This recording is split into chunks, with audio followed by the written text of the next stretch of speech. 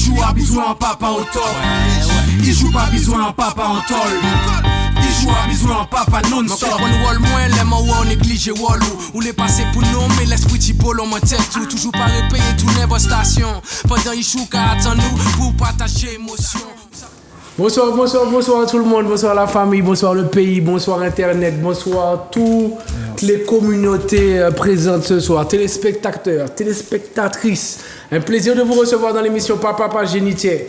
J'espère que vous vous portez bien, j'espère que Tchéaka bat.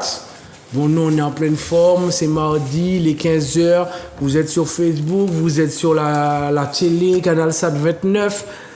SFR 312, bon, je suis prêt. Est-ce que vous êtes prêts? Ok, Jonathan, Saïdi, attention.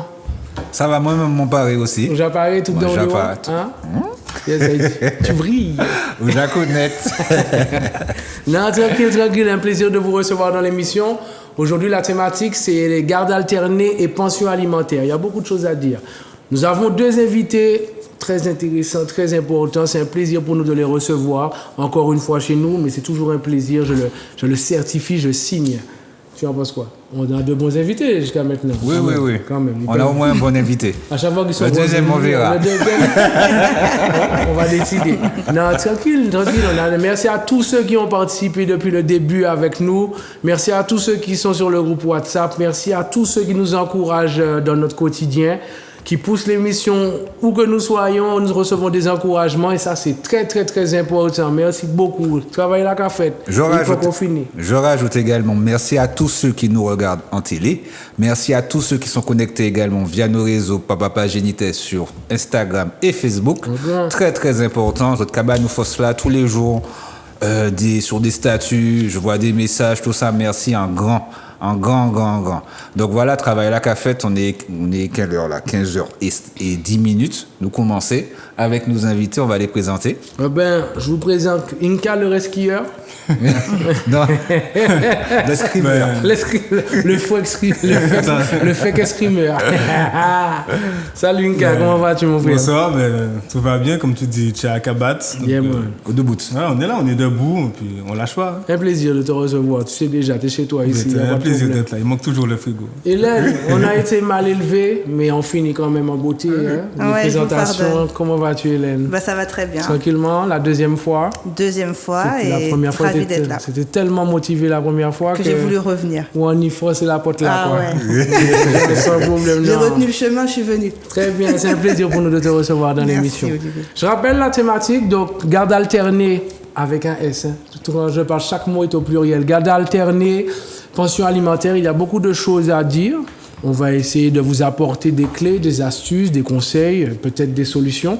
Mais en tout cas, on va essayer d'avancer positivement parce que bon, il y a beaucoup d'échos.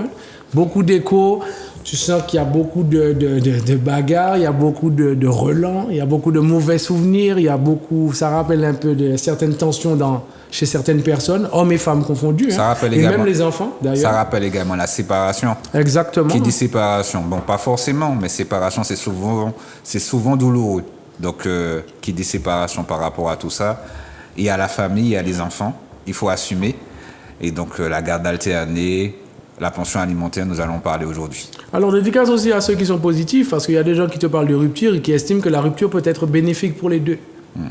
Donc, ça aussi, il faut le dire. Ça, c'est plus une minorité. Hein? Ouais, mais s'ils le vivent, c'est peut-être qu'ils ont une manière de vivre leur deuil. Peut-être qu'ils ont fait le deuil de leur relation. Maintenant, bon, moi, j'ai pas fouillé plus que leur motivation, tu vois. Mais c'est quand même important de savoir que si on fait le deuil de nos relations, peut-être qu'on avancera plus vite et plus sainement, en fait, ou sereinement dans celle qui suit, en fait, tout simplement. La part de l'ego également, très important. Il y a des guéguerres, hein. Il y a des guéguerres et on a tendance à mettre les enfants de côté. Alors que c'est la priorité. Donc on va en parler tranquillement avec vous. N'hésitez pas à laisser des commentaires sur les réseaux de Zouk TV. Sinon vous allez sur les réseaux de Papa Génitier. On est partout, hein, Facebook, Instagram, à la télé, dans la rue, dans les quartiers, dans les communes. De tous côtés. Pas hésiter à laisser des petits commentaires. On a besoin aussi de vous. C'est grâce à vous qu'on est ici. Donc on a aussi besoin de vous pour continuer plus longtemps. Eh bien, c'est parti, les amis. C'est parti. Tout sympa. J'ai une première question. On va commencer par madame. Ouais. Pour toi, alors, la rupture d'une nouvelle organisation ou réorganisation, être en couple, quand on était en couple, il y avait un fonctionnement.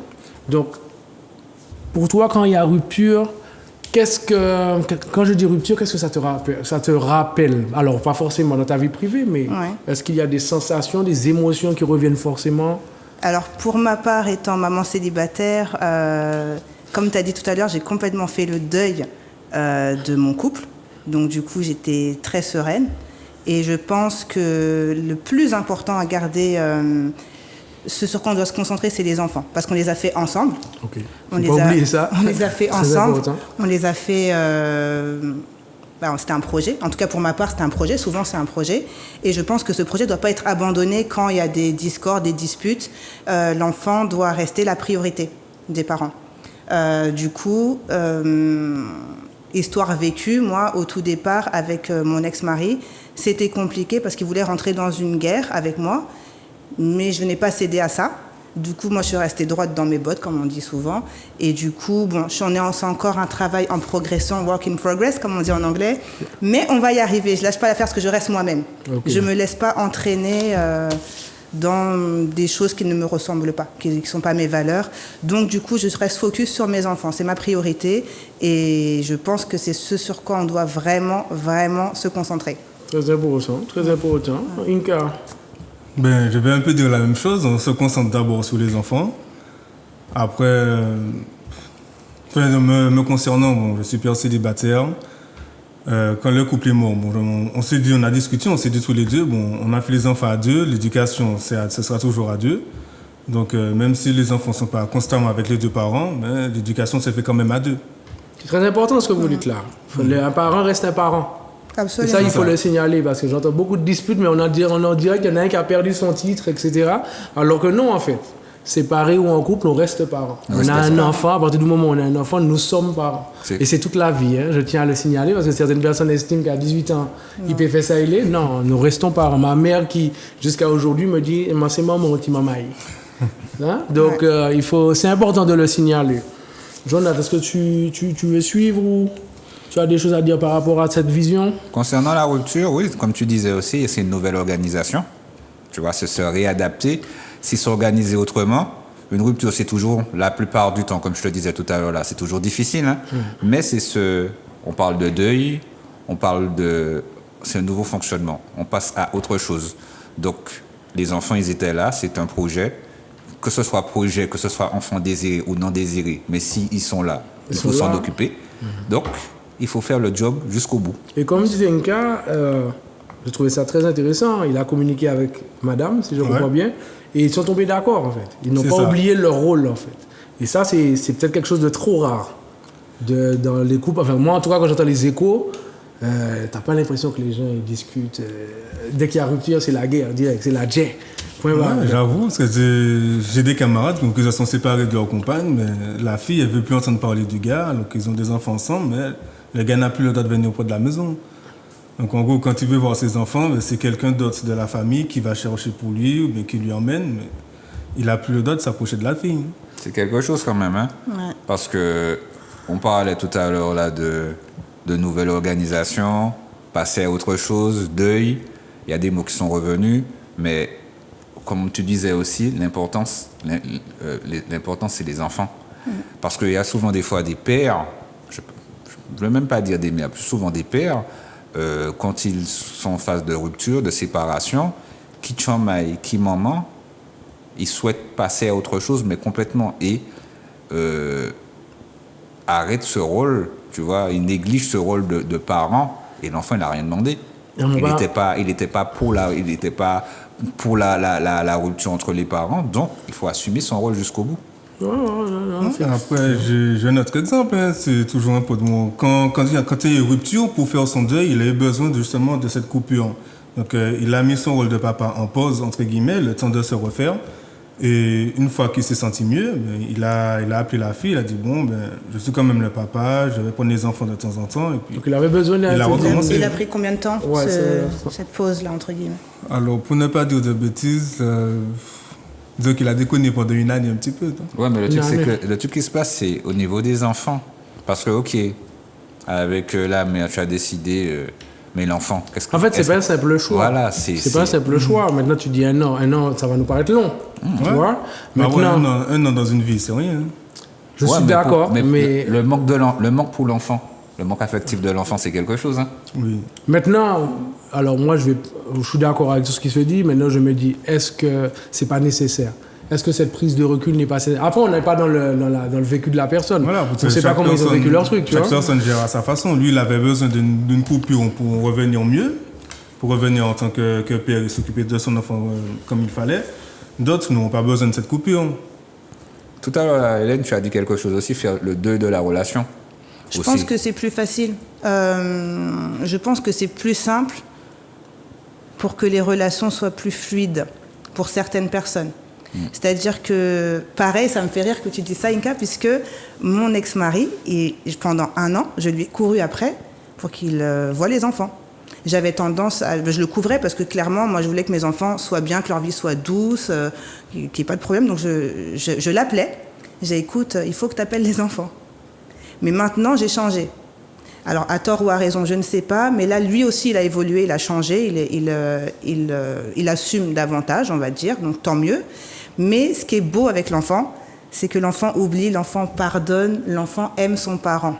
Donc moi, je sais qu'en tant que maman, je trouvais que ce qu'il avait à offrir à mes enfants était pas suffisant, pas à la hauteur de ce que j'espérais.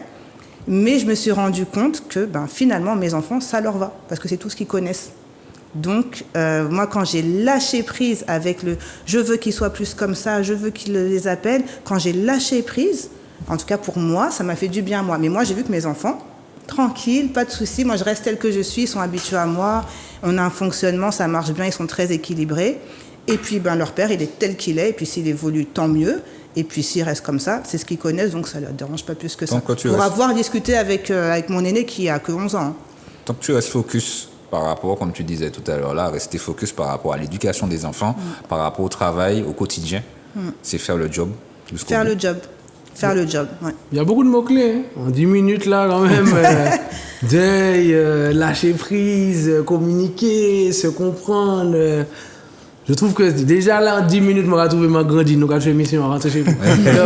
Non, c'est super important. Maintenant, effectivement, alors, moi, je rappelle la thématique, donc, garde alternée, pension alimentaire. On va déjà parler de garde alternée, parce que l'un emmène l'autre, en fait.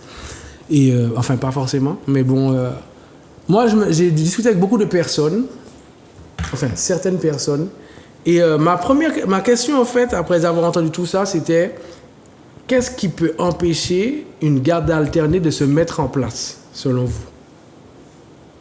Oui, mais on va faire la fête épisode. Qu'est-ce qui peut empêcher qu'une garde alternée se mette en place simplement, en fait? L'ego. Pour moi, l'ego. Tu vois, savoir que, bon... quand on parlait de deuil, on parlait de rupture. Des fois, on n'accepte pas forcément la rupture.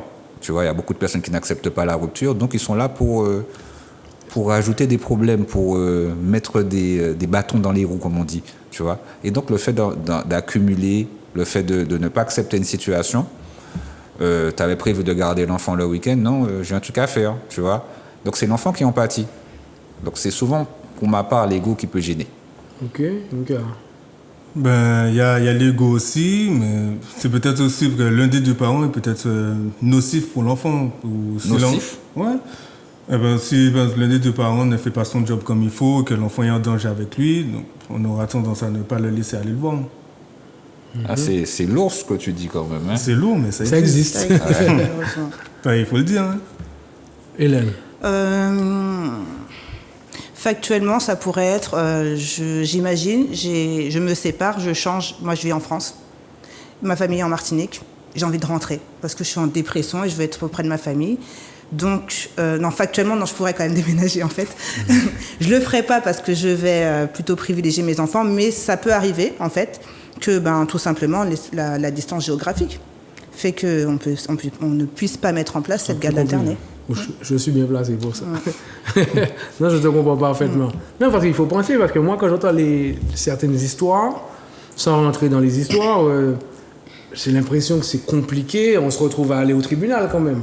Il y a beaucoup d'adultes qui n'arrivent, alors qui n'ont peut-être pas encore d'enfants ou qui ont déjà des enfants, mais qui n'arrivent pas à mettre cette idée en tête d'aller devant les tribunaux pour organiser une garde alternée.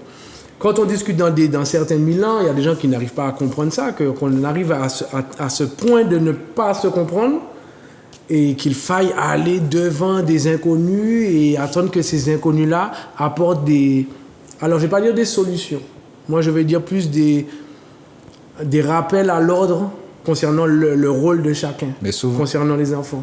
Mais souvent, tu vois, pour revenir à la première question concernant la rupture, quand on dit que c'est difficile, la communication, ensuite, elle devient aussi de plus en plus difficile.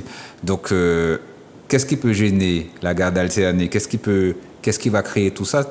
Des fois, c'est qu'on n'arrive pas à communiquer, on n'arrive pas à être compris. Du moins, on n'arrive pas à se comprendre. On n'arrive pas à se comprendre. Ou on ne veut pas se comprendre. C'est souvent, quand il y a rupture, c'est qu'il y a beaucoup de problèmes également, hein. Et donc, il y avait peut-être aussi un manque de communication. On ne va pas revenir sur tous les aspects de la rupture, mais c'est souvent, à la fin, c'est difficile de communiquer, hein. Tu sais quoi? Moi, par rapport à ce que tu dis, je vais encore me positionner par rapport à des échos.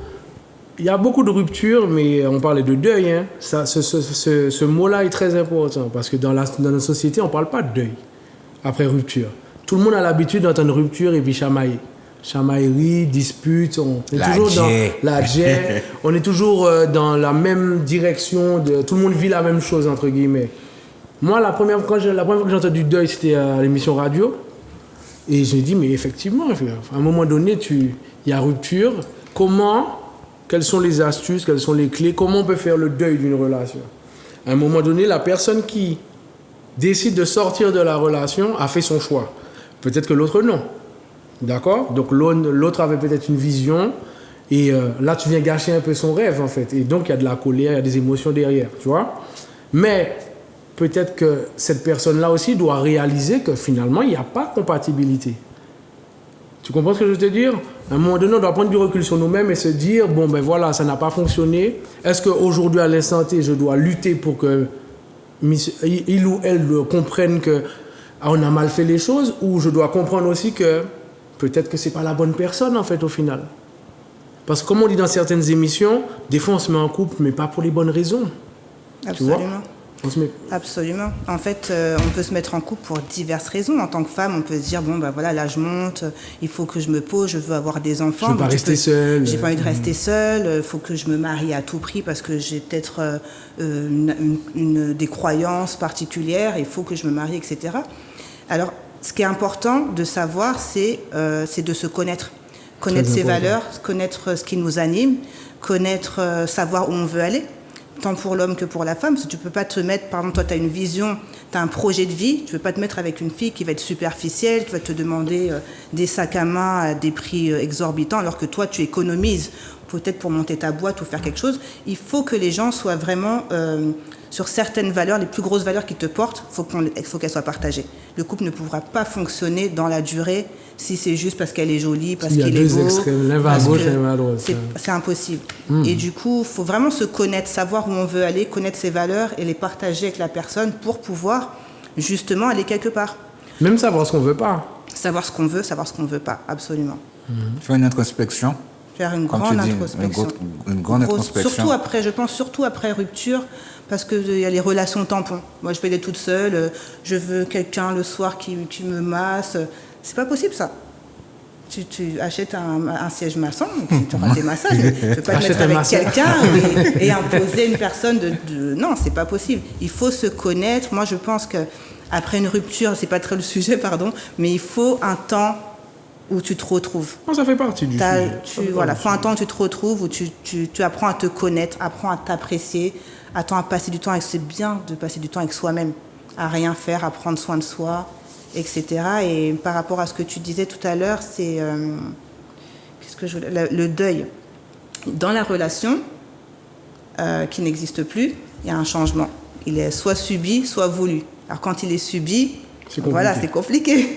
C'est difficile, mais l'amour ne s'achète pas. Tu ne peux pas forcer un homme à rester avec toi, tu ne peux pas forcer une femme à rester avec toi, c'est juste impossible.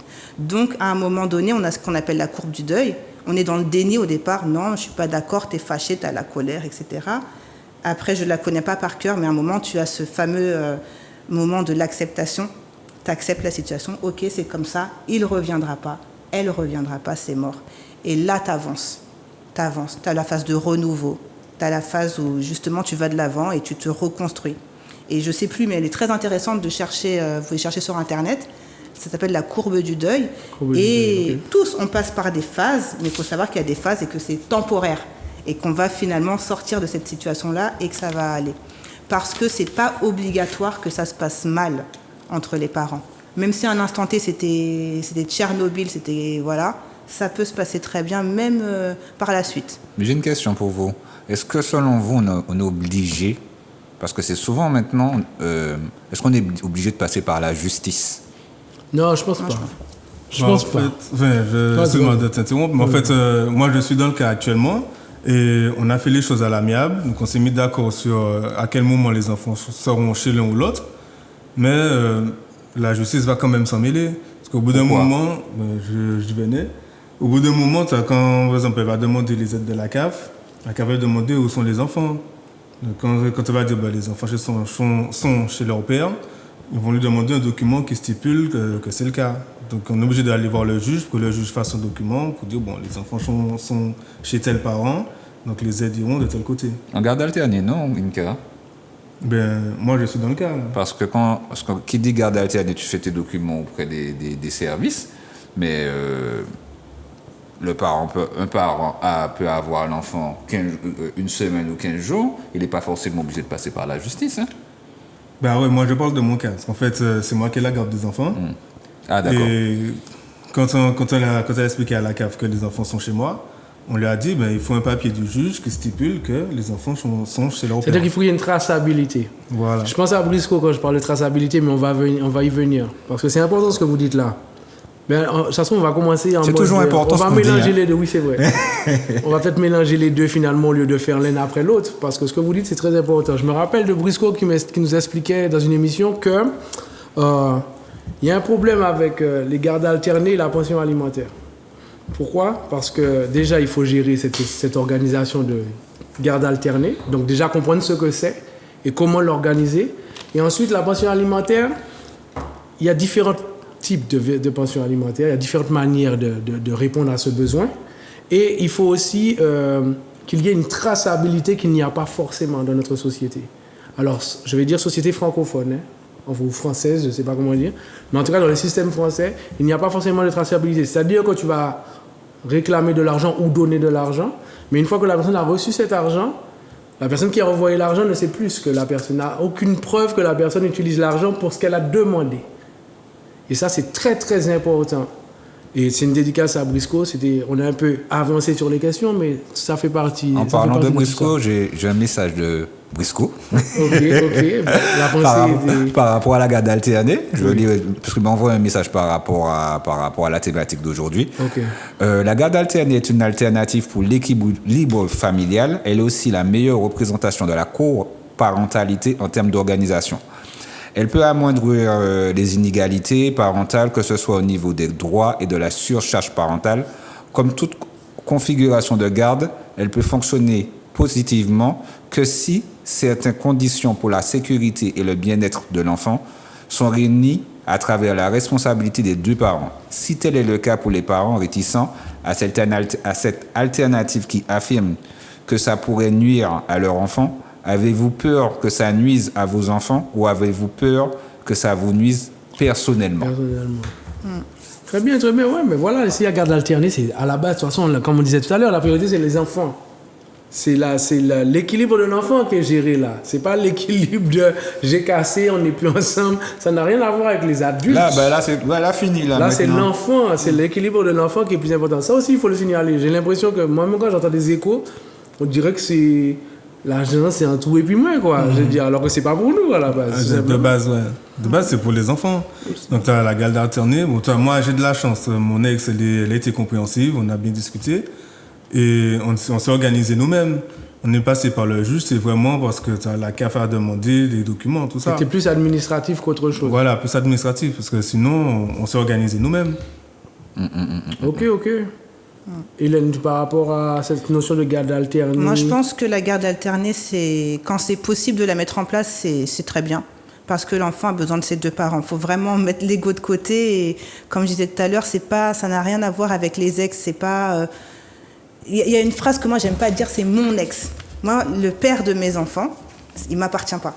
C'est le père de mes enfants, c'est pas mon ex. Je parle pas comme ça, en fait. Okay. Il est libre. Non, c'est important. C'est le père de mes enfants, c'est pas mon ex, il ne m'appartient pas. Et je pense que les enfants, c'est très bien pour eux d'évoluer avec leurs deux parents. Malheureusement, le couple n'est plus. Donc déjà, c'est entre guillemets une petite injustice, c'est un changement subi du coup pour l'enfant, pas du tout voulu. Donc autant faire en sorte que ça se passe pour le mieux. Et je peux parler aux femmes peut-être qui peuvent avoir de la rancœur parce que monsieur a fait des choses, etc. Faut faire avec. On ne peut pas rejouer le match. Mais ce qui est important, c'est l'enfant. C'est tout. Et également, tu vois, qui dit séparation aussi, il faut, par rapport à l'équilibre de l'enfant, mieux vaut prendre une maison à proximité également du foyer pour pouvoir assumer dans la mesure du possible concernant la garde alternée. Parce que si madame habite à Sainte-Luce et monsieur habite au Lorrain, pour la garde alternée, ce sera compliqué pour l'enfant. Tout dépend comment elle est organisée. Non, c'est une question d'organisation. Ouais. Si tu sais que la distance peut poser problème. Qu'elle lève à 3h30 pour aller à l'école Sainte-Luce, par exemple, c'est chaud. Mais non, si tu t'organises, si tu sais que tu arrives à l'école à Sainte-Luce, pendant la période scolaire, il sera à Sainte-Luce, pendant les vacances, il sera au Lorrain. Voilà. Par exemple. C'est un exemple. Ok, donc c'est pas forcément une semaine. Donc, quand vous parlez de garde alternée, vous parlez également de période de vacances. C'est pour ça que j'ai mis garde alternée au pluriel. Parce qu'il y a des personnes qui pensent au singulier, alors qu'il y a plusieurs manières de gérer ça. Oui, c'est clair, parce qu'il y a les vacances, il y a les vacances un mois, pendant les grandes vacances, il y a, excusez-moi, il y a également période scolaire. Donc voilà, effectivement, avec le S rajouté, j'avais oublié. Non, mais c'est très important ce que vous dites. Il y a différents types de manières. Alors déjà, pour revenir à ta question, tu demandais si c'était obligatoire de passer par la justice. Bon, moi je me permets, je dis que non. Maintenant, s'il n'y a pas d'entente, c'est une mauvaise entente entre l'homme et la femme, à un moment donné, il va falloir trancher. Si la communication et la compréhension ne sont pas en symbiose, à un moment, il va falloir trancher. Au lieu de tout le temps partir en guerre, à un moment, la solution, c'est la justice. Maintenant, par rapport à la justice, et je le disais dans une émission, j'ai l'impression que beaucoup de pères d'adultes ne comprennent pas le rôle de la justice. Ils voient la justice comme la personne qui va leur apporter la solution. Sauf que pour moi, c'est pas ça la justice. La justice, c'est créer un équilibre. Donc, c'est peut-être te rappeler à l'ordre, mais en te proposant une astuce qui va te rappeler que l'homme et la femme, vous êtes parents et que vous avez tous les deux des responsabilités que vous devez respecter. Je dis bien normalement. Le problème avec la justice, la plupart du temps, c'est le pris parti. Les gens d'urbaine, à savoir, favoriser plus la mère que le père. Ouais, apparemment, c'est pas une légende urbaine. Hein. Ouais. Tu vas faire des gars se fâcher contre toi. Maintenant... a eu de se manifester. Mais c'est ça, mais bon, on en a déjà parlé, mais on en parle en télé. C'est souvent ça qui revient, à savoir, tu parlais d'éco, j'ai une anecdote par rapport à ça, en termes de garde alternée, et en même temps pension alimentaire. Une famille disloquée, donc l'enfant fait une semaine chez le papa, une semaine chez la maman. Le papa, on parlait de ça hors antenne par rapport aux moyens, eh bien, malgré la garde alternée, il payait quand même une pension alimentaire pour les enfants. Malgré qu'il avait des enfants une semaine sur deux. Il assumait ses responsabilités, oui, mais on lui réclamait quand même la pension. Et il payait quand même une pension alimentaire. Donc, malgré qu'il avait... pas lui qui a accepté. C'est la justice qui a défini ça? La maman avait porté plainte. La maman, elle a saisi la justice. Et donc, elle avait la garde alternée une semaine sur deux. Le papa aussi, bien sûr. Et le papa devait quand même payer la pension alimentaire. Donc, il y a également les moyens qui sont rajoutés dans la garde alternée et dans la pension alimentaire. Alors, est-ce que c'est juste? C'est très important. J'avais laissé les téléspectateurs en juger, et on va en parler aussi si vous le souhaitez, mais à savoir, quand on parle de parti pris, c'est dommage. Après, je dis, ça dépend des cas, parce que moi, quand je suis allé déposer les documents, si tu veux, la personne en face me demande, est-ce que tu veux une pension alimentaire, est-ce que tu veux ceci, est-ce que tu veux cela. Donc, tu as toujours le choix. Il n'y a rien d'imposé. Il t'impose quelque chose. Si les deux adultes n'arrivent pas à se mettre d'accord et qu'il y a conflit, là, ils seront obligés de trancher et de choisir pour les parents. Mais si les parents arrivent à se mettre d'accord, c'est les parents qui C'est choisissent. juste des c'est pas- documents à signer, Voilà, quoi. c'est juste un document à signer. Tu sais, pour répondre aux deux, il y a des hommes qui nous ont signalé que quand ils arrivent, ils se sentent jugés d'entrée. Ils se sentent déjà coupables d'entrée. Il y en a certains qui signalaient que se retrouver face à 3 juges, par exemple, 3 femmes, d'entrée, ils sentaient que il y avait un déséquilibre quelque part. Parce que ces femmes-là sont peut-être mères de famille, elles ont peut-être vécu ça aussi. Est-ce qu'elles sont neutres au final? Maintenant, je ne sais pas, je ne suis pas à la place des personnes. Voilà, alors, Mais bon. est-ce que qui dit justice dit équilibre? Peut-être que justement dans ce domaine judiciaire, peut-être que ce serait peut-être plus équilibré de mettre un homme et une femme de manière à ce que chaque partie arrive là et sente une neutralité. Mais, Ouais, je suis d'accord. mais dans cette légende urbaine là aussi, bon, ce n'est pas pour J'aime bien les gens urbains. ce n'est pas pour lancer le pavé dans la mort, mais des fois on dit que par rapport à d'autres contextes dans le bassin caribéen, c'est souvent des juges qui viennent de métropole, qui ne connaissent pas forcément les codes, qui ont déjà aussi des idées préconçues de la nous-mêmes. Martinique, tu vois, des Antilles, de notre fonctionnement. Ils vont voir le père comme des missionnaires, comme de la Basco, etc. Tu vois, par rapport à certaines des idées. réputations, La des réputation, clichés. voilà, le Il faut le rôle dire, de hein. danseur de zouk, etc. Il n'y a pas que ça, il y a ça aussi, bien sûr. Mais il n'y a pas que ça. Donc, ils viennent avec des préjugés. Tu ne vas pas pouvoir t'occuper des enfants. Ou bien sinon, toi, il faut payer, tu vois. Je ne généralise pas tout. Comme Non, je mais disais, c'est important comme de je le dire. disais, une légende urbaine. Mais je pense que, enfin après, là, franchement, ce que je pourrais dire, c'est qu'il faut prouver et documenter tout. Tu achètes une paire de baskets pour ton enfant, tu gardes le ticket de caisse, tu achètes ses cahiers d'école, tu documentes tout et à un moment donné, quand tu peux prouver que factuellement, bah non, tu assures, tu es là, tu fais ci, tu fais ça, il n'y a pas de raison. Après, je ne dis pas que ça n'existe pas, mais je pense que voilà, faut avoir un côté administratif, faut réfléchir, on connaît les ex, la femme, peut-être qu'elle va dire non, il me donne pas d'argent. Moi, j'avais un ami, il donnait sa pension alimentaire en espèces. Ah, problème. Ah, aucune traçabilité. Problème. Ok. La fille a dit non, il me verse pas d'argent pour ma fille. Chaud. Chance pour lui, il faisait ses virements tous les jours, enfin chaque mois, le même jour quasiment. Donc il pouvait prouver qu'il retirait telle somme, par exemple tous les 5 du mois. Et ça a été pris en compte et on a dit non, en fait il donne sa pension alimentaire. Parce qu'il a pu prouver que tous les 5 du mois, À la même date, il retire une somme d'argent en cash. Il dit c'est pas pour payer, voilà, je paye ma pension à ma fille. Il a réussi à prouver. D'où tu la vois, notion de... Excuse-moi, Inga, 2 secondes. Vas-y. D'où la notion de traçabilité. Absolument. Quand vous faites des virements, quand nous faisons des virements, maintenant vous voyez sur mets vos le motif. mobiles, voilà, tu mets le motif en fait. Ce qui va apparaître sur tous tes relevés. Si tu mets le prénom de l'enfant, tout ça, on ne peut pas tester ça en fait. On peut pas tester. La traçabilité est très importante pour celui ou celle qui donne. Et quand on parle de nouvelle organisation, pardon. excuse-moi Inka, Non, il n'y a pas de souci. quand on parle de nouvelle organisation de l'homme ou de la femme, parce que des fois pendant le couple on avait tendance à se reposer sur madame, bien sur monsieur, parce que le côté administratif ça nous saoule. Ben là il faut se réadapter. C'est ça, il faut se réadapter. Donc il faut se dire que bon, je n'aime pas ça, mais je suis obligé. Tu vois, nous sommes obligés de passer par ces moyens-là, indiquer, préparer ces papiers. C'est aussi se responsabiliser. Hein. Et ça passe par ça. Inga, tu voulais dire. Non, c'était juste un autre exemple au niveau de la traçabilité. Parce que j'ai un ami, en fait, il donnait la pension alimentaire sous forme de courses. Donc, il faisait des courses pour les enfants. Même si la pension était de 300 €, il faisait 300 € de courses par mois. Il l'emmenait chez la personne. Et lorsque la fille a dit non, il ne me donne pas d'argent, ben, il a sorti les tickets de caisse. Voilà. Non, mais c'est navrant d'entendre ça dans le sens où on se dit, putain, merde, on en arrive à là. Ouais, c'est dommage. C'est vraiment dommage, c'est pas gratifiant quoi, pour nous, que ce soit l'homme ou la femme, hein, on est des parents. Quoi. On a conçu, on a eu un enfant et on passe par là. Et aussi, il faudrait aussi que la pension alimentaire ne soit pas vue seulement dans le côté, tu vois, souvent quand on dit pension alimentaire, c'est comme si c'est une punition ou bien c'est un fardeau. Non, il faut s'occuper de l'enfant. Donc ça passe par là. Ah, c'est Tu une vois. responsabilité. C'est une c'est pas responsabilité. punition. Et le truc, c'est que c'est pas une corvée. Alors, dédicace à Maëva qui, pendant l'émission, nous disait que le terme pension alimentaire est peut-être la source de tous les problèmes. Pourquoi? Parce que quand on est en pension alimentaire, comme tu disais, ça peut paraître comme une sanction, une punition, etc. Elle expliquait que ce serait mieux de peut-être changer les termes. Si tu dis aide aux besoins infantiles, tu as aide, tu as besoin et tu as infantile. Aide, besoin, enfant.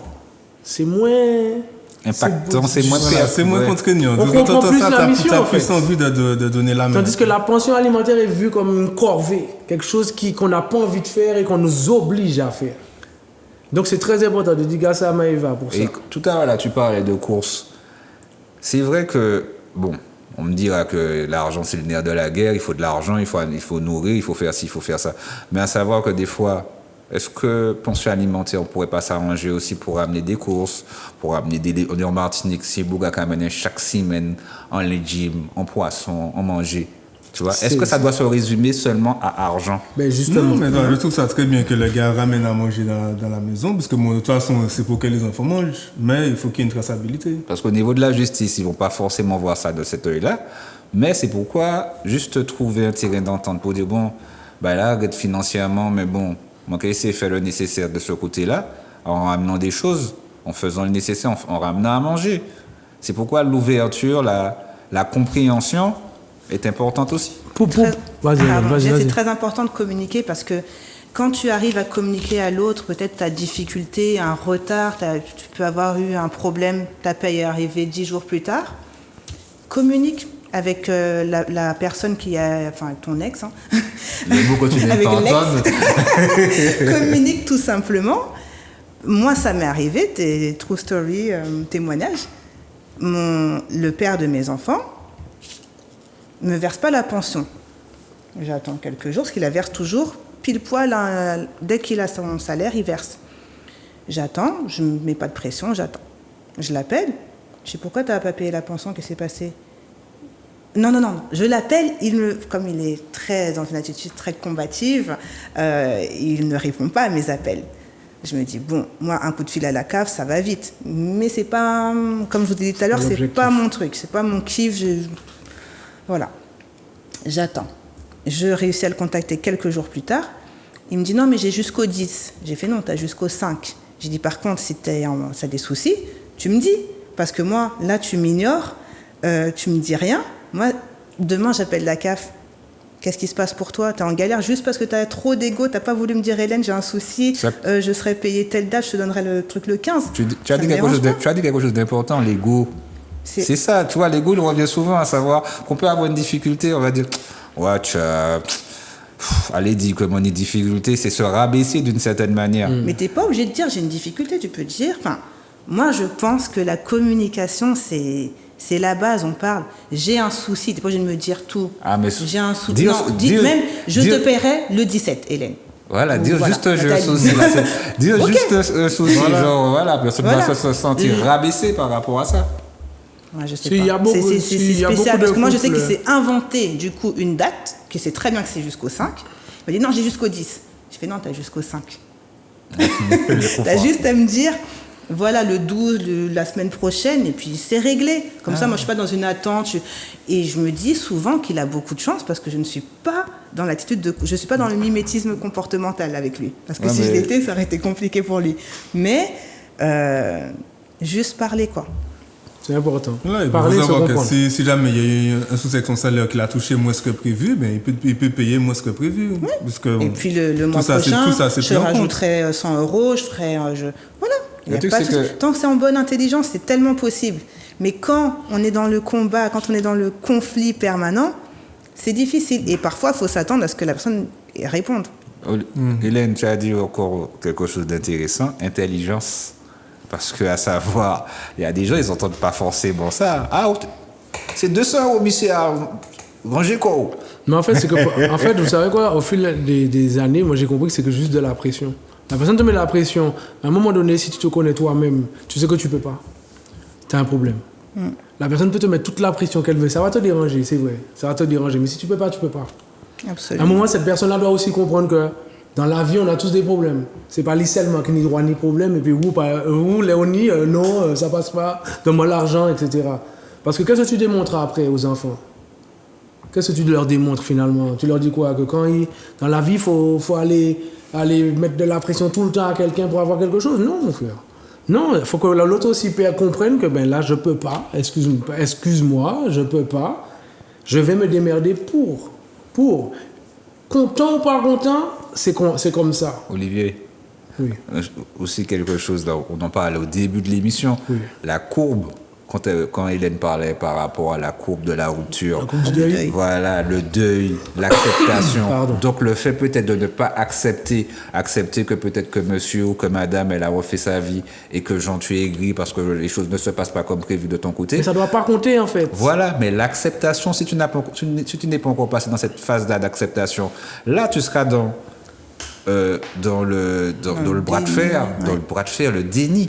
Mais est-ce qu'on doit attendre que l'autre comprenne? C'est ça le truc. Est-ce que Tu dois attendre que l'autre doit comprendre? Est-ce qu'on devrait pas être accompagné de psychologues, Ce de sont des médiateurs, pas forcément que de juges, hein, mais de professionnels permettant à regarder le comportement. Il faut partir du cheminement en fait. Ouais, permettant de mieux faire le deuil. D'aider. Mais il y a des personnes, quand elles sont dans le déni, tu peux leur emmener des médiateurs. Il y a des médiateurs familiaux, c'est gratuit. Tu prends un rendez-vous, le mois suivant, tu as un rendez-vous avec un médiateur familial. Mais quand la personne est dans un déni, mais moi, je ne vais pas raconter ma vie à un tel, j'ai c'est pas pas envie. possible. J'ai pas besoin de ça pour faire mon deuil, je suis un adulte, je vais pas voir. Et puis il faut monsieur. pas oublier, si la pression fonctionne, tu vas aller appeler un médiateur pour que ça fonctionne plus. C'est pour te dire. Mais moi, je ne crois pas à Enfin, ça existe factuellement, mais mettre la pression aux gens... Moi, je te dis sincèrement, ça existe. Ah oui, ça existe. Non, ça existe. Mais à quoi bon? C'est pas une bonne À quoi chose, bon? mais il y en a qui abusent. Hein. C'est dommage. Parce que les gens ne sont pas dans une dynamique d'enfant. Ils sont dans un règlement de compte. Et en fait, un règlement de compte qui reflète leur irresponsabilité finalement. Parce que, ok, ton couple là, ne fonctionne plus et tu es en train de te battre, te chamailler alors que c'est déjà mort. Combien de temps tu vas faire ça en fait? Combien de temps? Et en plus, tu utilises ton enfant. Moi, je le dis tout le temps, cette histoire de prendre l'enfant comme outil de chantage, ça devait être sanctionnable. Absolument. Qu'on soit homme ou femme, hein, tu n'as pas à utiliser ton enfant pour obtenir des biens de l'autre en fait. Normalement, ça devrait être interdit. Exact. Ça devait être interdit. Absolument. On ne doit pas se retrouver dans ces situations où un tel a le droit, mais l'autre n'a pas le droit. Déjà, c'est bizarre. Madame a le droit, monsieur n'a pas le droit. Enfin, il y a les hommes aussi qui font, hein, je ne dis pas... Mais ça devrait être interdit. Il devrait y avoir une règle dans la loi, une sanction qui peut même sanctionner les deux parents. On ne doit pas arriver à cette situation. Non. Oui, parce que quand on est dans ce genre de situation, c'est l'enfant qui souffre à la base. Ben, attends, il est conscient, il voit. Il est conscient. Des fois, peut-être qu'il se tape des réactions de ses parents assez dures, alors qu'il a rien fait. Parce que les enfants, il y a des enfants qui sont très empathiques. La mère va mettre la pression sur le père, mais quand il est avec son père, il verra que son père n'est pas bien. Et du coup, il sera pas idéalement épanoui, puisqu'il va ressentir toutes les émotions négatives du père. C'est vrai. Absolument. C'est vrai. Et le pire, c'est que les parents ne se disent pas que les enfants ressentent, alors qu'ils ressentent. Absolument, parce que les enfants sont des êtres humains comme nous. Ils ont un cerveau, des émotions. Exact. Pourquoi ils ne pourraient pas être tristes? Pourquoi ils ne pourraient pas ressentir les choses au même titre que nous, adultes? Et des fois, ils le ressentent mieux. Parce que je me dis, moi quand je suis avec mon pote, c'est que mon pote, c'est pas bien. Je sens qu'il est pas bien. Donc, si le jour où moi, je serai pas bien, mes enfants vont le sentir. Bien sûr, Notre première erreur, je pense, c'est d'oublier qu'on a été des enfants. je crois. Et je le répète tout le temps. Ouais. Je le répète tout le temps à tout le monde, mais à mes collègues, à mes amis, tout. On a été enfants avant. Donc, certes, il y a des choses qu'on a fait, qu'on n'a pas envie que nos enfants fassent. Donc, on va peut-être les brider à un moment donné. Mais il ne faut pas oublier que si ce qu'ils font, on l'a fait aussi. Tout à fait. Et quand on était petit, que les papa, maman n'étaient pas bien, on le sentait. Mais oui. C'est important, c'est très très très important. Dédicace à Naoui aussi qui m'a sorti une phrase d'Albert Camus qui disait que mal maîtriser les mots, alors je le dis avec mes mots, mal maîtriser les mots, c'est, excusez-moi, non je l'ai mal dit, la traîne, mal nommer les choses, c'est ajouter du malheur au monde. Et moi, je trouve que c'est très intéressant. Tu vois, tout ce que tu as dit sur l'ex, le mot ex, toi, tu ne dis pas mon ex, non. Il ne m'appartient pas. C'est peut-être ça aussi. C'est peut-être ça Ouais, aussi mais qui va améliorer les choses, d'arrêter de s'attacher à des mots qui nous rappellent quelque chose de négatif. Ah oui. Moi, c'est pas mon ex. Là. Demain, le papa de mes enfants, il peut refaire sa vie. Ce sera toujours le papa de mes enfants. Mais c'est pas mon ex, parce que comme ça, il n'y a rien qui me retient à lui, en fait. On a des enfants en commun. Moi, par exemple, il y a 2 mots qui me portent, en fait, parce que la relation est compliquée avec lui, mais j'ai beaucoup d'espoir, je suis très optimiste. Tant mieux. C'est coopération et... Comment je dis ça? Je voudrais qu'on collabore de façon coopérative. Ok. Être coopératif. Je sais qu'un jour, il va être coopératif. Tellement je suis d'accord avec ce que tu dis. J'explique moi, j'essaie de faire comprendre aux gens que même si on est séparés, on représente quand même une famille. Mais représenter une famille, ça ne veut pas dire qu'on est toujours ensemble. C'est ça. L'enfant est issu de nous deux. Donc nous sommes une famille. Sa famille, c'est ma maman et mon papa. On ne peut pas passer à côté de ça, en fait. Ouais, la séparation ne va pas faire que d'un seul coup, maman fait plus partie de la famille, Voilà. ou papa fait plus partie de la famille. Ça sera toujours son papa et sa maman. Donc un parent reste un parent. Voilà, donc même éclaté, une famille, c'est une famille. C'est une famille, exactement. Et je pense que c'est possible de s'entendre cordialement. C'est possible. C'est possible. C'est possible dans le cas où les 2 parties font preuve d'intelligence, comme tu disais. Absolument. Comme tu disais Et je aussi. me dis, même si la situation, à l'instant T, elle est chaotique, gardons espoir. Voilà, à l'instant T plus 1, ça peut aller mieux. Voilà. Un truc que je voulais rajouter, c'était par rapport à la garde alternée, puisque quand on parle de garde alternée, il y a 30 ans, 20 ans, on ne parlait pas de garde alternée. Ce n'était pas quelque chose de courant. Là, maintenant, c'est devenu quelque chose de plus courant. Là, J'ai que 20 ans, donc je ne sais pas. Je sais pas. Ah ouais, c'est vrai. Je sais pas. Donc tout ce qui est blanc là, c'est la sagesse. Le feeling, mon frère. Ah, Comme ça, Non, t'as décoloré volontairement. C'est de la teinture. Et donc, à partir de là, j'étais en train de... Tu vois, est-ce que... On se posait la question, est-ce que c'est bénéfique ou pas pour l'enfant? Et là, je vous parle par rapport, selon vous, la garde alternée. Le fait qu'un enfant fasse 1 semaine avec son père ou 2 semaines avec son père, là, je parle du côté plus dans le quotidien, au niveau scolaire. Est-ce que pour vous, c'est une bonne chose ou pas? Qu'il fasse 1 semaine chez son père, l'autre semaine, il fasse chez sa mère, et vice-versa. Je pense que c'est lourd pour un enfant. Alors, bon, je dis je pense, mais je me base sur des échos, encore une fois. Mais des échos d'enfants, enfin, c'est les parents qui m'ont raconté, mais des enfants, alors jusqu'à un certain âge, peut-être que les enfants ne s'expriment pas par rapport à ça, mais à un moment, je pense qu'arriver à l'adolescence, ou même peut-être beaucoup plus tôt, hein, ça doit être chiant de toujours prendre tes affaires le week-end, changer. Il y en a qui s'adaptent, je sais qu'il y a des enfants qui s'adaptent, qui vont dire moi j'ai 2 maisons, il y en a combien qui ont 2 maisons, tu vois. Il y a des enfants qui ne ressentent pas forcément toute la pression que ça génère. Peut-être que c'est dû aussi à des parents qui justement savent s'organiser. Peut-être que le fait de ne pas savoir s'organiser fait ressentir une atmosphère à l'enfant, tu vois. Et il y a des enfants qui vont te dire c'est chiant. Là, j'ai pas envie d'y aller. Et si l'enfant ne veut pas aller chez son parent la semaine qui suit, qu'est-ce que tu fais? Le truc, c'est que ça, c'est pas forcément évident, mais le truc qui se passe aussi, c'est que il y a des enfants, c'est qui limite, ils sont comme des SDF, ils sont domicile fixe. Ils sont là, tu vois. Comme il y a des enfants qui peuvent bien ressentir les choses, mais... Est-ce qu'on leur demande leur avis? C'est ça ma question. Ouais, mais comme on disait au début, quand on dit dans chaque émission, on a fait un enfant à 2.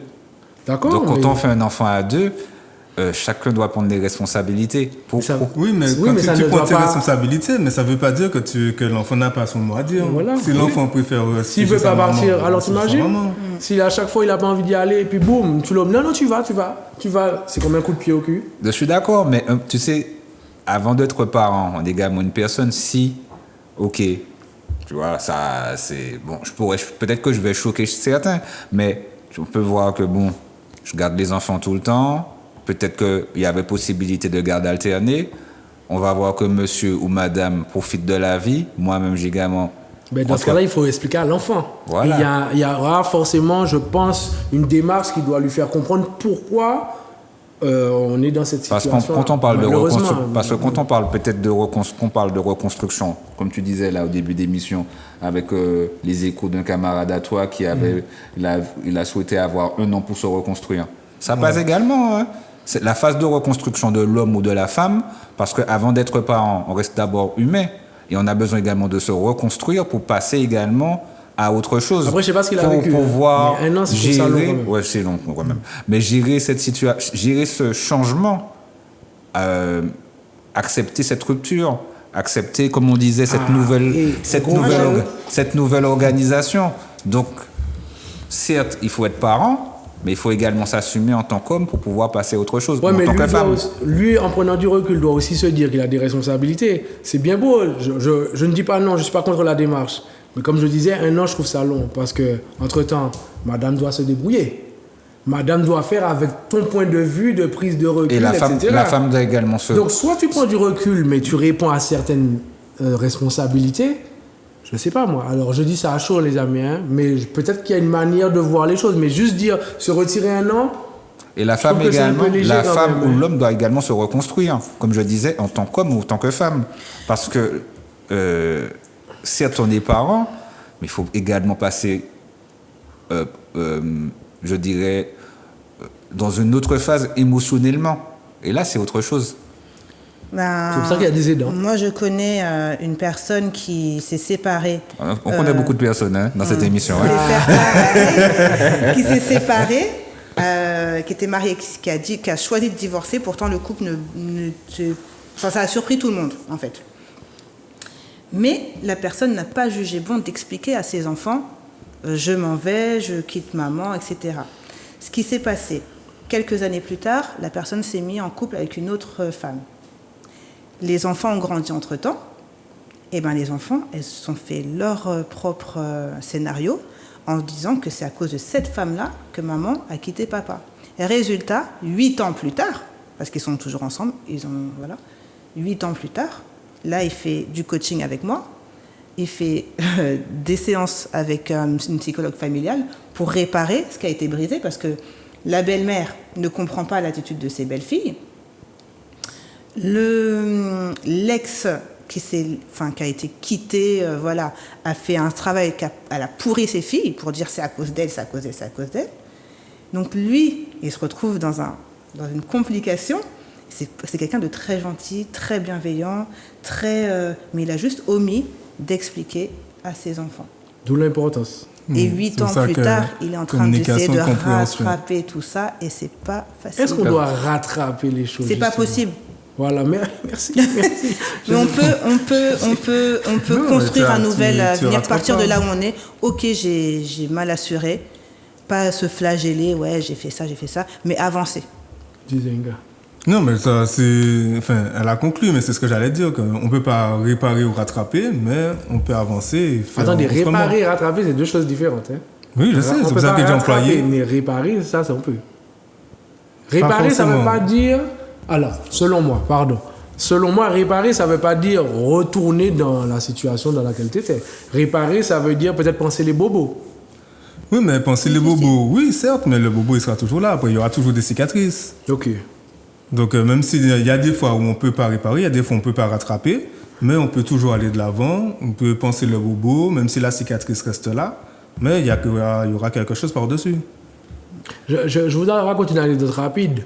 Moi, donc, mon fils ne vit pas sur le territoire, d'accord? Quand il est venu, il vivait avec moi, j'ai qu'1 mois. Et au début, j'étais dans cette histoire de rattrapage. Je me disais, il faut que je rattrape le temps. Mais en fait, je peux pas, c'est impossible. Comme tu restes 5 ans d'un côté, et puis en 1 mois, je peux pas rattraper tout ça. Et en fait, j'expliquais à sa mère que non, je suis dans une phase de construction. Je crée des souvenirs avec lui, tout ça, parce que quand il va repartir, je veux qu'il se rappelle que il a passé tel moment, nanana. Et puis ça me permet de le comprendre un peu, tout ça. Mais ça, faut comprendre aussi. Il y a un travail personnel à faire, en fait. Il y a beaucoup de personnes qui veulent prouver à l'autre que je fais, tais-toi, moi tu sais pas ce que je fais avec lui.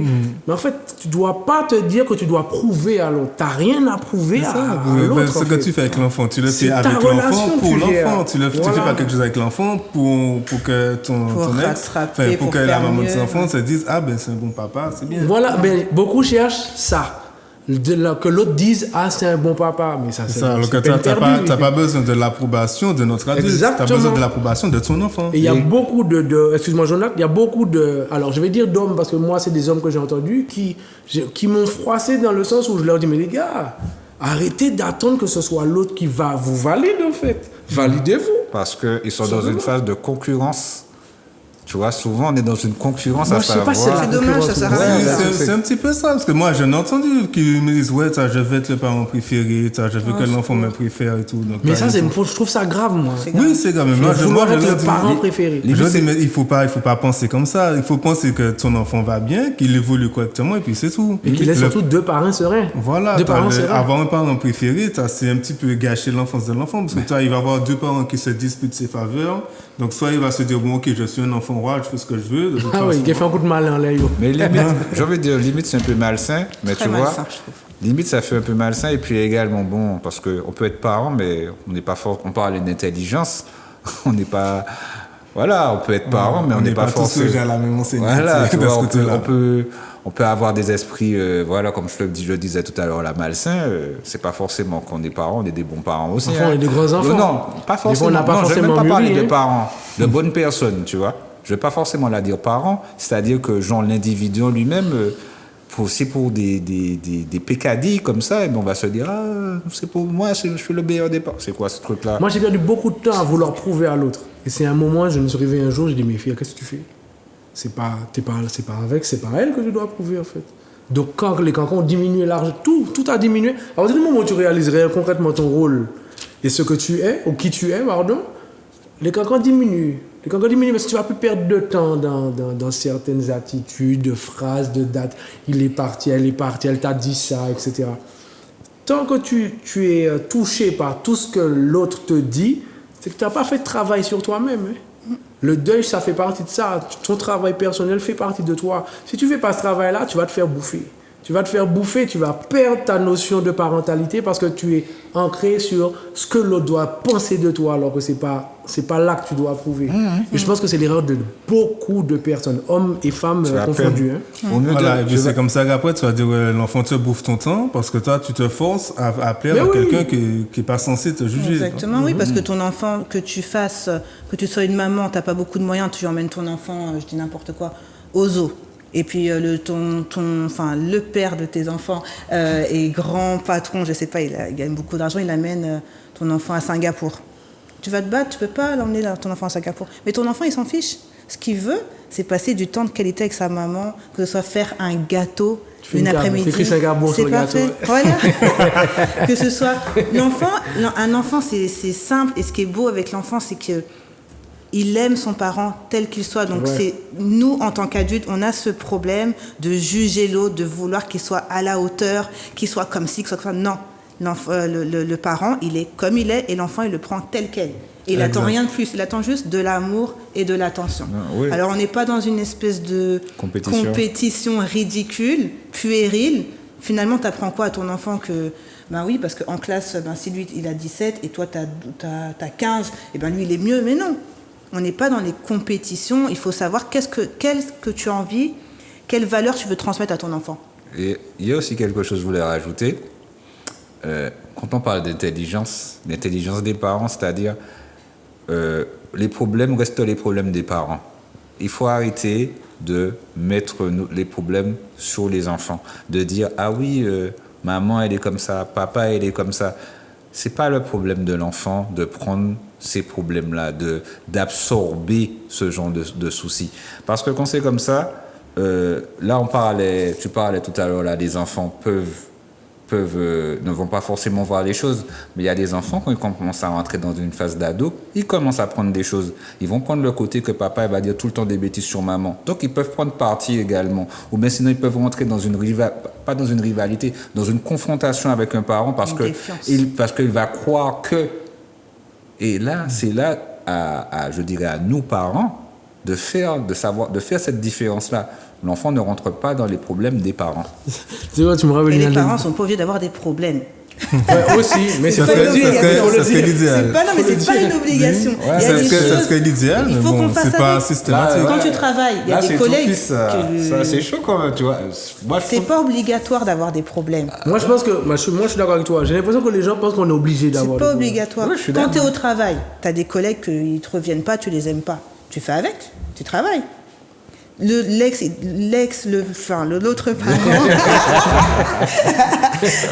parent, il est pas comme tu souhaites. C'est dur ce que je dis. Moi, je l'ai vécu, je sais de quoi je parle parce que j'étais comme ça. Il n'est pas à la hauteur, il est médiocre, j'accepte pas, moi je veux qu'il fasse ça. Et quand j'ai lâché l'affaire, que moi je me sens mieux. Moi, personnellement, en plus ça me sert moi, même pas à mes enfants, ça me sert moi. Mais pourquoi j'ai perdu le fil là, mince. Tu disais En tout cas, c'est pas obligé que ça se passe mal, c'est pas obligé d'avoir des problèmes et c'est possible. Moi je pense que les gens évoluent. Et il faut qu'ils fassent... Je pense que quand tu as fait ton deuil de quelque chose, d'une injustice, parce que tu vas rester, ouais, Manzel, elle n'était pas assez comme ça, elle n'a pas fait ça, elle n'a pas fait ça. Quand tu passes à autre chose, comme tu as dit tout à l'heure, Olivier, moins d'embrouilles, moins d'histoires, plus de simplicité, la vie est plus douce, meilleure communication. Donc, rappelez comment on fait pour ne pas avoir d'embrouille. Pour pas avoir d'embrouille, il faut que tu comprennes qui tu es. Et qu'est-ce que tu fais. Où tu vas. Tu dois assumer ce que tu fais. Tu parlais tout à l'heure de pension alimentaire. Il y a différents types de pension alimentaire. Si tu ne veux pas donner de l'argent, c'est ton droit de ne pas vouloir donner de l'argent. Maintenant, c'est quoi l'autre alternative? Tu apportes de la bouffe. OK? Il y a des personnes qui vont te dire, ouais, mais quand j'amène de la bouffe, elle se plaint. Tu t'en fous?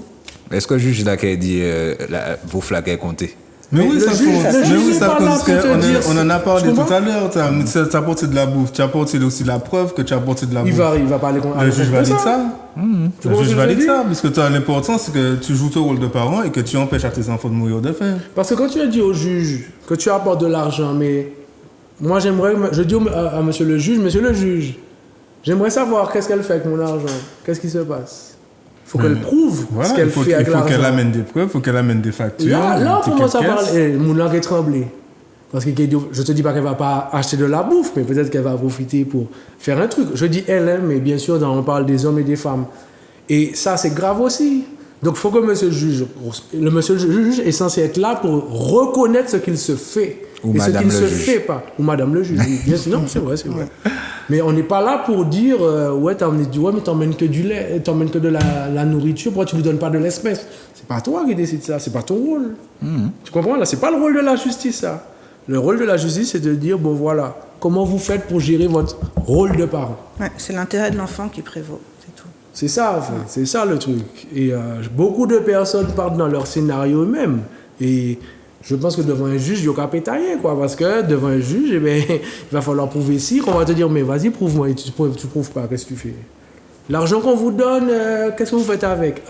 J'achète où? Comment? Où? Qu'est-ce qui nous prouve que ça? Demain, on te retire la garde de ton enfant juste parce que tu n'as pas su prouver.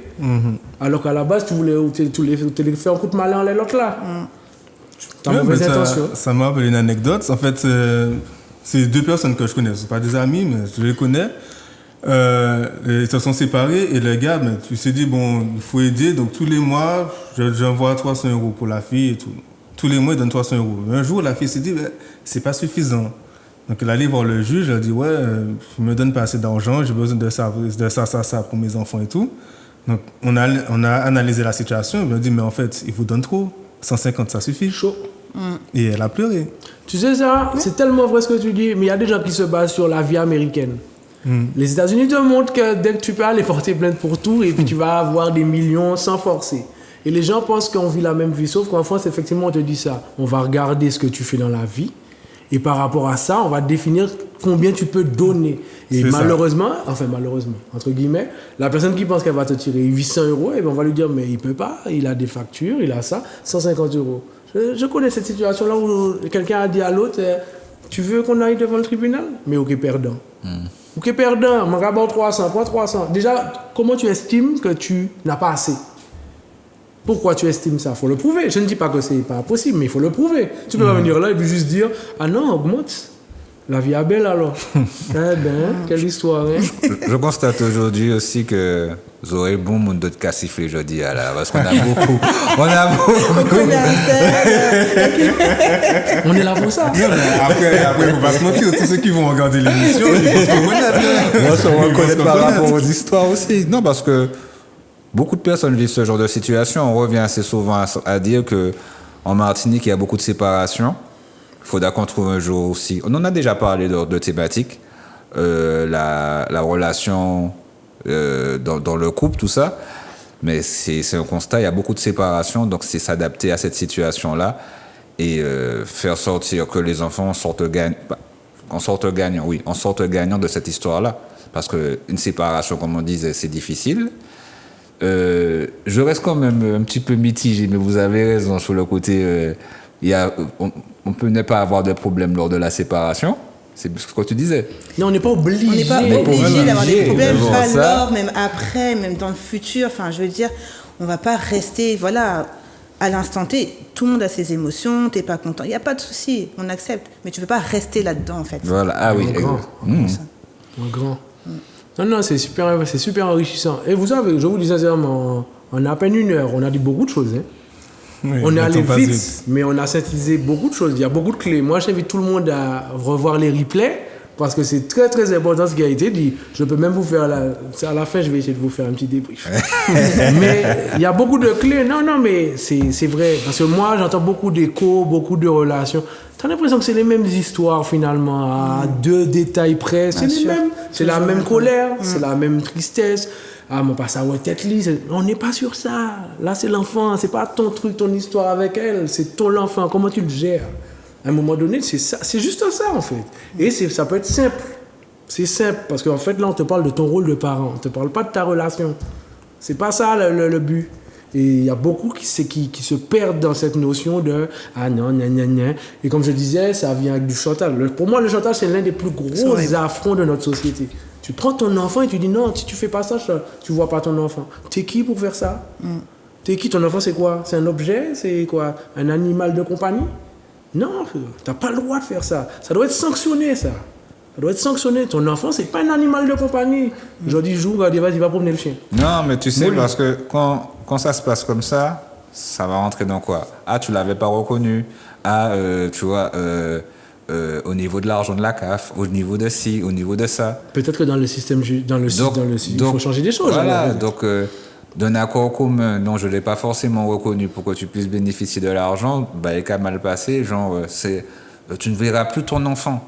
Donc la personne va faire des recours. Est-ce que ces recours-là vont aboutir? On en parle assez souvent. On a eu l'occasion de recevoir avec l'association La Papam des parents qui sont confrontés dans ce genre de problème-là, mais qui n'ont pas fait le nécessaire dès le début aussi. Et après ça, ils se retrouvent dans cette difficulté-là par rapport quand il y a problème, parce qu'ils ont voulu ne pas forcément tout déclarer, ne pas forcément tout dire. On revient, comme on dit souvent aussi, le côté administratif. Il y a beaucoup d'hommes, là je peux dire les hommes, je ne vais même pas dire les femmes. Il y a beaucoup d'hommes qui se délaissent de tout ça. Ils vont dire, ah, moi, qu'est-ce que t'en gérer?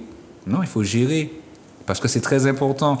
S'il y a un enfant, eh ben, il faut regarder tout ce qui est papier, sécurité sociale, etc., etc.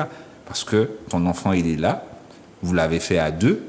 Même si ce que tu n'aimes pas forcément les papiers administratifs, il faut gérer. L'une des grosses réalités, c'est qu'en fait, on perd du temps parce qu'on est dans notre guerre d'ego. Absolument. C'est l'une des plus grandes réalités. On n'a même pas besoin de faire 50 débats. C'est ça, en fait. C'est ça, mais il faut un moment, il faut se rendre compte que quand on est focus sur l'autre, ben, on délaisse l'enfant. Même si tu as l'impression que non, parce que l'enfant avec toi, tu fais des trucs avec, mais tu es quand même focus sur l'autre. Donc l'enfant, il le ressent et tu perds du temps. Et des fois, on se retrouve à regarder l'enfant et se dire, ah, il me rappelle l'autre, tu vois. Donc, limite, c'est, ah, ouais, gâte Simon Mario, ça. J'ai entendu ça tellement, ouais. Le fait que l'enfant ressemble à la personne que tu n'aimes plus, des fois, tu te dis, ah, gâte Missy, alors que, Molly, tu n'as pas fait l'enfant seul, Molly, non, mais c'est chaud. Non, mais il faut sortir de l'amertume, il faut sortir de l'offense. C'est quelque chose qui te retient, tu te respectes pas, ça te retient dans quelque chose que tu crées tout seul. Et puis parfois, l'autre, il vit sa best life, quoi, comme on dit. Ouais. Et toi, tu es là dans ta colère, dans ton... Ça sert à rien. Excuse-moi, on t'a écouté. Il faut sortir de l'amertume, sortir de l'offense, absolument. Ok. Très bonne émission. Moi, j'ai kiffé cette émission-là. Tu dis ça là, tu veux arriver. Très bonne émission. Non, mais vous savez quoi? Pour moi, tout ce qu'on fait, c'est de l'oxygène. C'est de l'oxygène. Je ne sais pas quelle heure il est, les amis. J'ai oublié ma montre. Est-ce que vous pouvez m'indiquer l'heure? 16h13. 16h13. On est déjà bon, ok. Non, c'est parce que j'ai vu quelque chose qui m'a perturbé. Bon, pardon. Mais en tout cas, Ah oui, déjà. il y a quelque chose qui est très important, c'est que non, c'est bon. C'est bon, vous retrouvez. On est dans de l'oxygène. Moi, je vous dis déjà merci. Comme d'habitude, je dis toujours merci et c'est pas encore la fin. C'est de l'oxygène, en fait. Tu disais tout à l'heure, oui, il y a des gens, les oreilles vont siffler, mais il faut qu'ils comprennent, ces gens-là comprennent bien, concrètement, le travail qu'on est en train de mettre en place là. Si on prend la peine de s'exposer, c'est aussi pour faire comprendre à ces gens-là qu'on peut vivre beaucoup mieux. On peut vivre notre instant parent cordialement. On peut, c'est juste qu'à un moment donné, il va falloir arrêter de se laisser importuner par tout ce qui vient de l'extérieur, etc., d'écouter les petits réseaux, ah oui, un tel vit ça, donc ah ouais, elle a raison parce que c'est une influenceuse ou un influenceur, etc. Il faut qu'on arrête ces conneries-là. Les vrais acteurs, c'est nous-mêmes. Et il ne suffit pas d'être acteur, il suffit d'être acteur et actif. Actrice et active. Yes. C'est la vérité. C'est la vérité. Excuse-moi, je reviens vers toi. Justement, par rapport à ça, je voulais te demander ça. Tu es coach en quoi? En développement personnel. Voilà, je voulais comprendre. Tu as parlé de ça tout à l'heure, mais tu as dit que tu es coach. Oui, Développement personnel, ok. Ouais. Je te pose une question par rapport à ça. Tu fais face à des parents. Enfin, tu es face à des parents. Énormément. Pas énormément, mais j'en ai, oui. Est-ce que tu as des parents qui viennent à deux et qui veulent régler les choses? Non. C'est toujours individuel. Ouais. Et alors, c'est pas pour entrer dans leur vie, mais c'est toujours dans des accusations où ils viennent en toute connaissance de cause en disant bon, voilà, j'ai merdé. Comment je peux faire pour m'améliorer? J'ai eu deux profils. J'ai eu un profil de quelqu'un qui s'auto-flagellait. Je lui disais arrête, on avance. On sait que tu as déconné, on le sait. Et il faisait que de me dire ça parce que je pense que son ex lui rabâchait ça, donc c'était ancré en lui. J'ai dit non, là on avance. Et après, la deuxième problématique, le deuxième profil du moins, c'était une femme qui a envoyé son compagnon en coaching. C'est-à-dire, soit je te quitte, soit tu fais un truc. Tu fais quelque chose de ta vie, c'est obligatoire. Non. Mais il arrive que des personnes ne sachent pas où elles en sont et elles ont envie d'avancer, d'être accompagnées, etc. Ouais. Mais je pense que quand on... Après, il y a ce qu'on appelle l'échelle de responsabilité. L'échelle de responsabilité, c'est savoir où t'en es. Est-ce que on a été ensemble, par exemple, dans une problématique de couple? Quelle est ta part de responsabilité dans cette situation-là? Tant que la personne est dans un déni, qu'elle n'arrive pas à dire « ben non, c'est que de la photo », c'est pas vrai. On est à deux. Toi aussi, tu as une part de responsabilité. Il faut l'accepter. Et des fois, de s'avouer les choses à soi-même, des fois, c'est dur, c'est un cheminement. De dire « ben non, j'ai pas bien agi », c'est vrai. C'est très difficile. Là, il y a très peu de personnes qui savent faire ça. C'est très difficile. Mais quand tu l'as fait, c'est libérateur. Et tu avances. Et tu avances à pas de géant. Moi, je connais un gars. Non, j'aurais même d'autres cas sifflés là. Il passe de relation en relation, mais c'est toujours la faute des autres. Jamais c'est de sa faute. Ah, c'est une folle. Ah, elle a fait ci. Donc, c'est jamais de ta faute, en fait. Elles te disent toutes les mêmes reproches. Elles se connaissent pas, mais c'est elles qui ont un problème. Ouais. Okay. C'est dur, ça. L'introspection, se connaître soi-même, on le dit assez régulièrement, on le dit souvent, mais c'est important. C'est pas tout le temps c'est important qui peut avoir parce tort. que voilà, savoir que oui. Il y a des cas où il y en a un des deux qui a quitté le couple, qui est parti sans donner d'explication. Du coup, l'autre, il a envie de faire l'introspection, mais il sait parce qu'il a fait de mal, parce que on l'a quitté sans lui expliquer. Oui, mais quand tu enchaînes plusieurs relations, déjà, certes, je disais tout à l'heure, c'est important d'avoir ce temps de célibat, de se retrouver, de se connaître, de chercher, de savoir où on veut aller. Tu veux pas sortir d'une relation, te mettre avec une chou, t'attendre à vivre ce que tu voulais vivre avec l'autre, alors qu'elle, c'est pas l'autre. Oui, ça, c'est normal. C'est pas possible. Tu vois, ça revient encore à ce qu'on disait au début de l'émission, à savoir prendre un temps pour soi. C'est important. Prendre un temps pour soi et en même temps gérer son rôle de parent. Et c'est pourquoi j'ai envie de dire que est-ce que la garde alternée peut être intéressante par rapport à ça, le côté qu'il te faut un temps pour te reconstruire en tant qu'homme, en tant que femme, et en même temps aussi assumer et assurer ton rôle de parent. Et des fois, c'est difficile de pouvoir combiner les deux. C'est difficile, mais c'est pas impossible. Parce que moi, je pense que c'est quelque chose qui est compatible. Oui, que tu peux faire des activités avec tes enfants sans pour autant restreindre ton côté homme. Ouais, mais quand tu as des enfants en bas âge, tu veux sortir le soir. C'est pas évident mais non plus. Ok, mais il y a des raisons. Et tu n'as pas forcément la logistique familiale autour de toi ou bien des amis pour pouvoir garder les enfants. C'est pourquoi je te dis que la garde alternée, tu vois, il y a des gens qui seront pour ou qui seront contre, mais en tant que pour la reconstruction de tout à chacun, c'est quand même important, selon moi. Je suis d'accord. Mais en tout cas, pour la garde alternée, factuellement, il faut que l'enfant puisse aller, une semaine, c'est ce dont tu parlais. Hein. Soit une semaine, comme tu disais, Olivier. Ça dépend. Garde alternée avec S. Mais si c'est une semaine, il faut que l'enfant soit dans la même école. Donc après, c'est une question d'organisation complètement, de collaboration. Comprendre que, par exemple, je sais pas, la personne peut dire, moi, je vais le récupérer tous les soirs, je le dépose. Ça, il faut travailler en bonne intelligence. Voilà, tous les matins, c'est sur ma route du travail, je vais chercher le petit, je le dépose. J'ai vu une famille dont l'organisation était surprenante. En fait, le papa et la maman ont chacun acheté le matériel de leur côté. Du coup, quand l'enfant change de maison, il n'a rien à transporter, il y va simplement. Tout ce qu'il a chez le papa, il le retrouve chez la maman. On travaille pour la consommation, on travaille pour le système quand c'est comme ça. Non, mais au moins l'enfant il n'est pas perdu, il n'a pas de sac de, il a et pas puis de il ne ressent valise. pas forcément le déménagement. Voilà, il n'a pas de valise à transporter à chaque fois. Du fait que tout ce qu'il a d'un côté, il va le retrouver de l'autre. En fait, ça va être plus, je pense que c'est plus perçu comme un plaisir d'aller chez l'autre. Parce qu'effectivement, tu sais, porter tes affaires à chaque fois, une valise, c'est toujours un départ. Ouais, mais tu sais, c'est pas forcément évident, excusez-moi. Non, C'est pas évident, mais au moins, dans ce cas-là, l'enfant, il est moins stressé. Quand je dis ça, on parlait tout à l'heure là, de la reconstruction du parent, c'est pas forcément, même si que l'enfant va venir, comme tu disais, il a ses affaires chez papa, ses affaires chez maman, mais il a un t-shirt qu'il kiffe, il a des vêtements qu'il kiffe, il n'a pas forcément chez papa, et il voudra ramener ses vêtements. Donc, ce que je te dis là, c'est que le papa et la maman, ils ont acheté la même chose des deux côtés. Mais attendez, moi je ne suis pas tout à fait d'accord avec ce que j'entends. Tu vois, moi je ne suis pas tout à fait d'accord parce que oui, d'accord, il a un vêtement qu'il kiffe, etc. C'est un vêtement, en fait.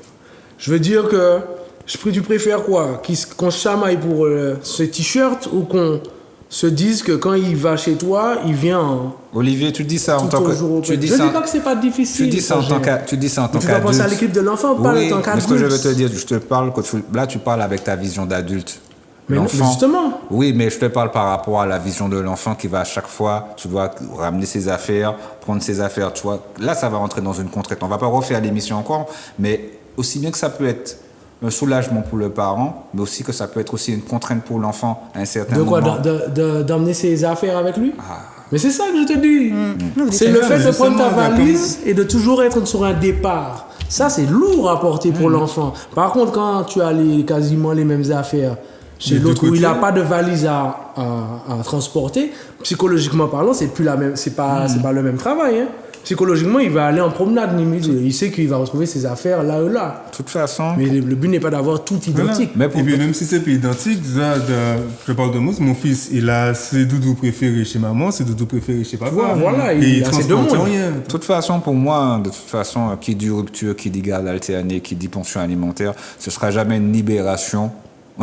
De toute façon, pour l'enfant, ce sera toujours une contrainte, mais il faudra s'adapter. Moi, ce sera toujours une contrainte. Mais les enfants s'adaptent très vite. En fait, je pense que nous, les adultes, on projette nos peurs, nos craintes, nos frustrations, on les projette beaucoup, alors que l'enfant, lui... Des fois, il s'en fout, il voit pas ça comme toi. Il est zen, il voit que, en fin de compte, ça se passe bien, il y a moins de cris à la maison, il n'y a pas de pression, il n'y a personne, tout le monde est bien, moi, ça me va. Nos enfants s'adaptent très vite. Ils ont une faculté d'adaptation qui est bien supérieure. Des fois, ils peuvent s'adapter, mais moi, je pense qu'il y a aussi une affaire d'âge pour l'enfant. d'âge. D'âge. Par rapport à l'âge. Au niveau de la compréhension? Non, pas forcément par rapport à la compréhension, par rapport à l'adaptation, par rapport à l'adaptabilité, par rapport au fonctionnement, par rapport à tout ça. Écoute, Mais encore, ça reste toujours de la communication. Moi, je Parler pense à son que- enfant avec Voilà. des mots adaptés. Voilà, il y a des mots adaptés à chaque âge. Voilà. Et moi, je Expliquer. pense vraiment que si ton enfant il est frustré ou qu'il a un problème avec la séparation, c'est parce que le parent Il y a quelque chose qui est mal fait. est frustré, il y a un problème avec la Et quelque séparation. chose qui est mal- et qui il y est a mal aussi maîtrisé. le truc, c'est que qu'on le veuille ou pas, séparation ou ensemble, c'est toujours aussi, je dirais comme un équipier, collaborer ensemble. Je parle en tant que parent. Hein. Il faut toujours collaborer, qu'on soit ensemble ou pas, parce que ce sera toujours au niveau des devoirs scolaires, au niveau des réunions scolaires, au niveau du sport. C'est ta semaine, eh ben, il faut quand même avoir un minimum de communication pour les parents pour pouvoir s'adapter à tout ça. Jonathan, après, moi je pense qu'il faut dire aussi aux gens que le but n'est pas de faire croire à l'enfant que tout est beau, tout est joli. Je pense que ça c'est un leurre. De faire croire que la vie c'est tout est beau, il n'y a pas de difficulté. Il faut tout faire pour qu'il comprenne. Non, Je voilà, ne dis pas c'est- qu'il faut le mettre dans les difficultés, mais il faut aussi lui expliquer que dans la vie, il ne pourra pas toujours tout avoir comme il le souhaite. Voilà, mais il faut qu'il prenne conscience que tout n'est pas rose. Hein. S'il n'a pas son t-shirt, ça ne l'empêche pas de s'habiller. Tu captes? Je veux dire, Et tu vois, ça s'il n'a pas le même ça va t-shirt, pas l'empêcher de manger, de s'amuser. voilà, tu peux jouer quand même, tu peux vivre, tu respires, tu regardes la télé, enfin tu fais tes activités. C'est pas ton t-shirt qui va te gérer, c'est toi qui gères ton feeling. C'est pas le feeling qui te gère. Ah, comme la t-shirt que tu as là. Madame Décréation. Ah. Yeah. Dédicace à Alain pour la peine. Non mais c'est ça aussi, il faut que nous, c'est comme tu disais, on est adulte, on réfléchit en mode adulte. Des fois, on leur donne, justement, on crée la pression envers notre enfant. C'est nous qui transmettons la pression, en fait. Mais un enfant, c'est simple. Je me rappelle mon fils, tu achètes un cadeau, on est en train de se casser la tête pour acheter. Ah, t'as pas mis tant d'argent pour le cadeau. Il y a un cadeau beau, c'est Kayla. Le gars a pris le papier cadeau, il l'a déchiré, il a joué avec le papier cadeau. On s'est déchiré, nous, en tant que parents, pour dire, ouais, mais ça c'est trop gros, ouais, mais pourquoi tu lui achètes ça? Tu comprends ce que je veux dire? C'est des délires d'adultes. On est trop dans notre truc de ouais, l'enfant il va. L'enfant n'est pas sûr, toi. L'enfant ne réfléchit pas comme ça. Ça me dit, en vrai, les gros cadeaux, les grosses décos, c'est pour impressionner les autres adultes. C'est tout C'est simplement juste, ça. c'est juste Malheureusement, pour dire, parfois, ouais, j'ai fait ça pour mon enfant, Oui. t'as vu, voilà. On Alors que parle t'as- de l'enfant, baby shower, tout ce qu'il mercredi veut, c'est s'amuser, jouer avec ses cousins, ses copains, et puis c'est tout. Eh, on parlait de ça mercredi dernier à l'émission. Exactement. Baby shower, combien de budget? J'ai, moi c'est un mauvais papa parce que mon papa mettait 7 000 € dans un baby shower. Moi, liba, moi. Non, l'enfant- 700 € quand même, pas 7 000 L'enfant, €. non, mais j'exagère.